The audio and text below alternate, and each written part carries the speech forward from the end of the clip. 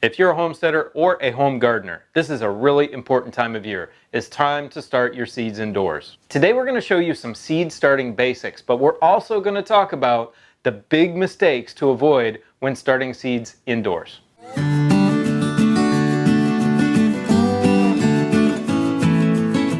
So in front of us we have everything we need to start our seeds. And behind me we've got our growing racks with our grow lights on them.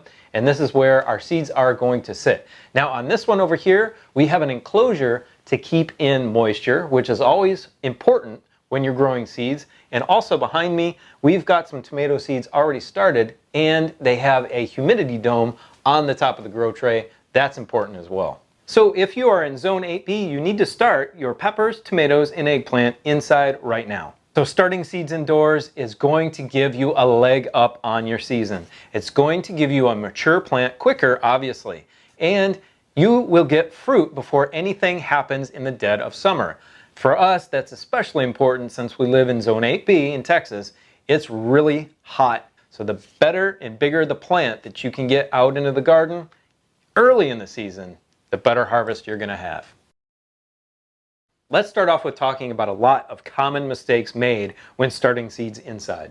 So friends, I do not want you to start your seeds indoors. Wait, what am I saying? Unless you have proper space and proper light.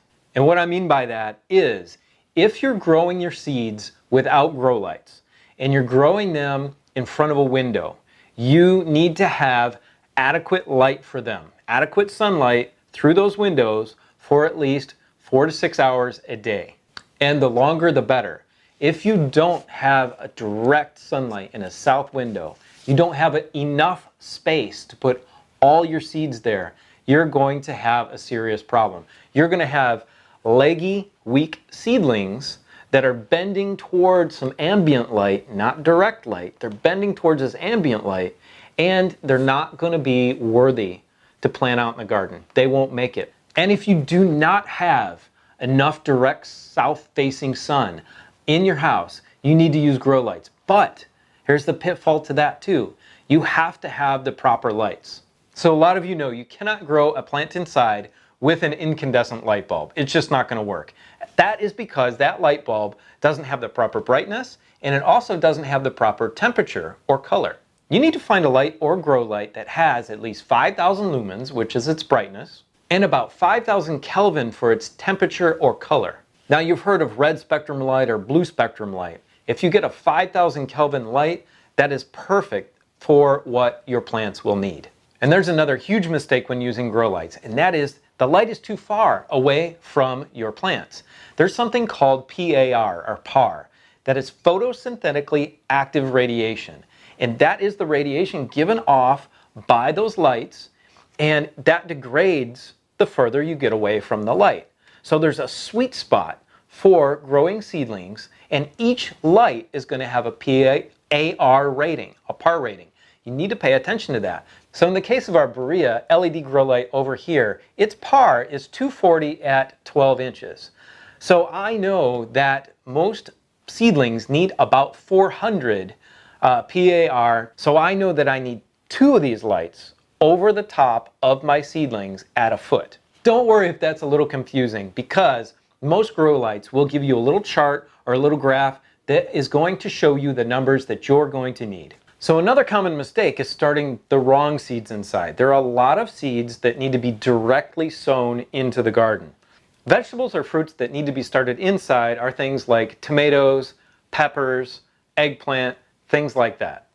Now there's some that are on the fence, like cucumbers and melons. I know a lot of people start those indoors, but it's really important, and another mistake that is made is they are started either too early or too late inside.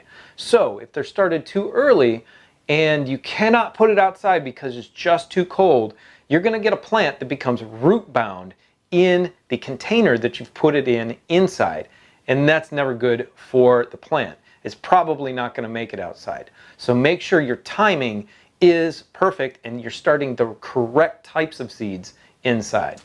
Melons and squash do perfectly well being direct sown out in the garden. And that brings me to another point, having the proper container size. So I do use some of these smaller cells, but it's only when I'm using these really small peat pods. And if I use a regular seed starting mix, I'll use either these 2-inch pots or a 3-inch pot, depending on what I'm growing. And that's going to give the plant a proper amount of space to not get root bound, but to grow to the proper size, which I need it to plant outside. So another common mistake is putting your seedlings out too early, and they'll get hit with that first frost. Now, some zones are really hard to predict when that frost is going to hit. Yeah, they set a date every year, but it usually never hits that date. It's earlier or later, so you kind of got to gamble. What we do is we hold back half of our seedlings inside. We put half out, hold back half. So just in case that frost hits, we've got some reserves inside to put in the garden. So that's why it's so important. We showed you this before, to draw a garden plan and to write on it the dates that they need to go outside and the dates that they need to start indoors. And these are all calculated on our frost date for our zone. Now there's one more mistake when starting seeds indoors, and that is seeds don't like it too cold. They germinate at a certain temperature. So that's usually between 75 and 80 degrees. We don't keep our house that warm in the wintertime. So we have these heat mats that are set below our seeds, and that's going to give them the proper soil temperature that they need to germinate properly and to grow properly. And that humidity dome is also going to hold some nice heat in here as well that's generated up from the bottom. These things are really great, and I highly recommend them. So there's some basics when starting seeds, but the number one thing that you really need to keep in mind is moisture. Moisture is important to have, but it's also important to not get it too wet. So if you get your seeds too wet or you keep them too wet, then they will not germinate and they'll possibly just rot out and you'll never get a plant out of them. You want to keep your soil just moist. So having a seed starting tray that is drained properly, you see it's got another tray in here to help everything drain, is very, very important. But on top of that, having the proper seed starting mix is important too. You don't want to put something in there like a topsoil or a potting mix because that's going to hold too much moisture for a seed. You want something that drains really, really well, and this seed starting mix has a lot of peat moss and vermiculite. So a great item to have when you're growing your seeds is a spray bottle. It adds a different type of moisture than what your watering can is going to do. And it can be a little more direct in getting just the proper amount of moisture in the top layer of your growing medium. Something else to keep in mind that's really basic that can be a seed starting mistake is if you plant your seeds too deeply into your seed starting mix. So let the size of the seed determine how deep you plant it. So let's take two extreme examples. One is a squash seed and the other is a lettuce seed. One is very big, one is very tiny. Lettuce seeds you almost want to just surface sow on the top of your seed starting mix. But squash seeds go about a ½ inch under the ground. Peas that I have, the big peas, will go about 3/4 of an inch under the ground. So let that determine what you're doing. These small tomatoes I'm planting today, they'll go only under the surface of that soil about 1/8 of an inch. So if you want a really easy way to plant your seeds and you don't want to make a huge mess in your house, these little peat pots are really fantastic. All you do is take these and you throw them in a pot of warm water. And in a matter of minutes, they expand from this to this. So what we'll do is we'll take one of our expanded peat pots and we will just clip it off here at the top. That's going to keep everything nice and compact. It's going to be open here on the top. We'll plant our seeds right in the top and drop it in one of our cells. And then of course we're going to fill up our little 2-inch pots here with our seed starting mix. Moisten it down, let it soak for a little while, get it good and moist before you put your seeds in it.